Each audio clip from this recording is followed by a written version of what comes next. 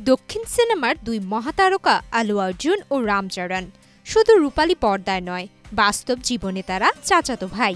ছোটবেলা কেটেছে একই ছাদের নিচে, কিন্তু অবাক করার বিষয় গত 18 বছর ধরে তারা একে অপরের সঙ্গে কথা বলেন না। আর এর পেছনে রয়েছে এক বলিউড অভিনেত্রী।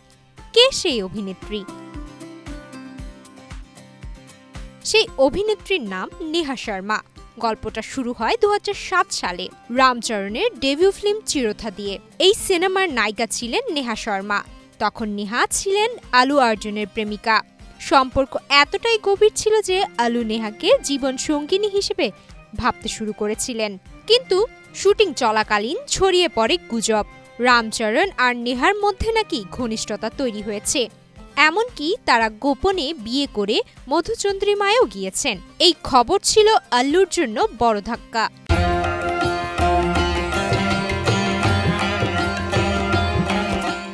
প্রেম ভেঙে যায় নেহার সঙ্গে। শুধু তাই নয়, রামচরণের সঙ্গেও কথা বলা বন্ধ করে দেন আলু অর্জুন। সেই থেকে শুরু হয় দুই ভাইয়ের মধ্যে ঠান্ডা যুদ্ধ, যা এখনো চলছে।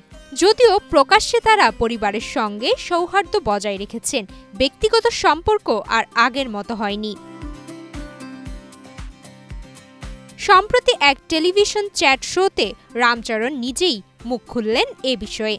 তিনি বলেন, চিরথা আমার প্রথম ছবি ছিল, আর তখনই এসব গুজব ছড়ায়। আমি তখনই জানতাম এগুলো ভিত্তিহীন। কিন্তু আল্লু বিষয়টি সহজে নিতে পারেননি। রাম আরও জানান, তার বর্তমান স্ত্রী উপাসনা তখনই তার ভালো বন্ধু ছিলেন এবং গুজবগুলো সত্য নয় তা তিনি জানতেন। 2012 সালে তারা বিবাহ বন্ধনে আবদ্ধ হন।